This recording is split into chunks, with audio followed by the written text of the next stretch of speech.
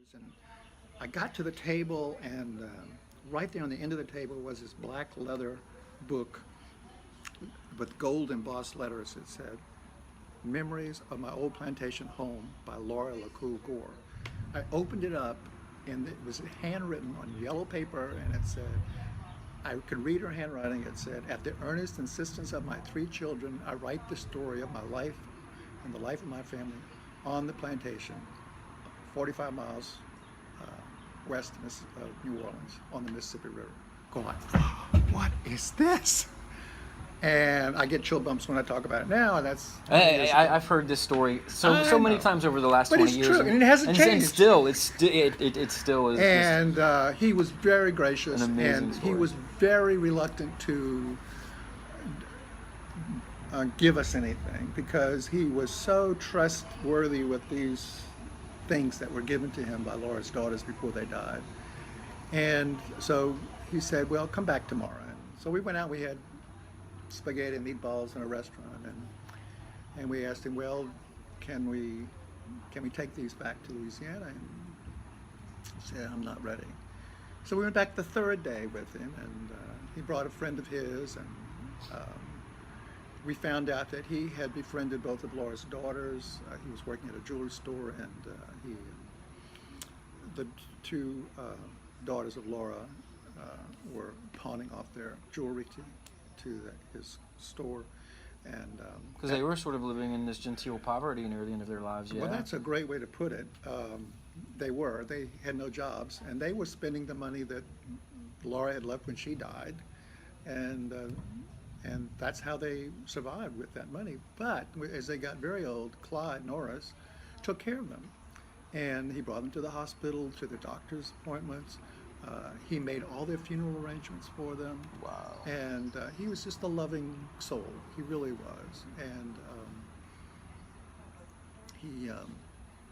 But it's astounding that they had the prescience to know that eventually somebody from Louisiana would come looking for this stuff. That's astounding. Well, they had a really. lot of information. They had 3 photograph albums full.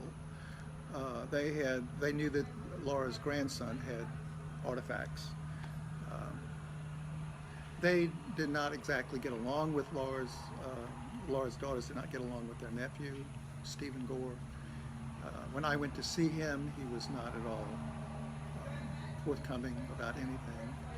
And so when Laura's only grandson died, that was the last of the family in the United States. There aren't any more. No, well, I didn't tell you what happened to when I found out what was going on and who we were talking about. Laura had married a Mr. Gore from St. Louis. I wrote back to France, and the lady who responded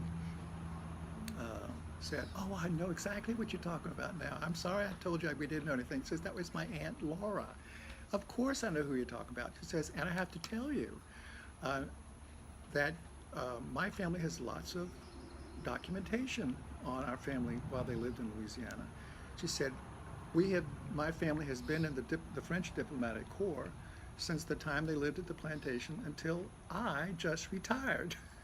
So not only are you finding lots of things in St. Louis, now you're going to find all kinds of things in France. So the letter says, we have hundreds, perhaps thousands of pages of documents in the National Archives in France because of my family's diplomatic service. And here are the dossier numbers. And so I got the dossier numbers, and I contacted the French National Archives, and they said, okay, it's great.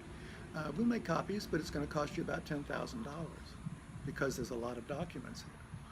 I don't have $10,000. So I went to the Historic New Orleans collection, which is the big repository of information about New Orleans. And I talked to one of the directors, and I said, this is a chance to find out perhaps information about New Orleans that we will not find anywhere else. They paid for it. And we got the copy, and they got a copy of these thousands of pages of information.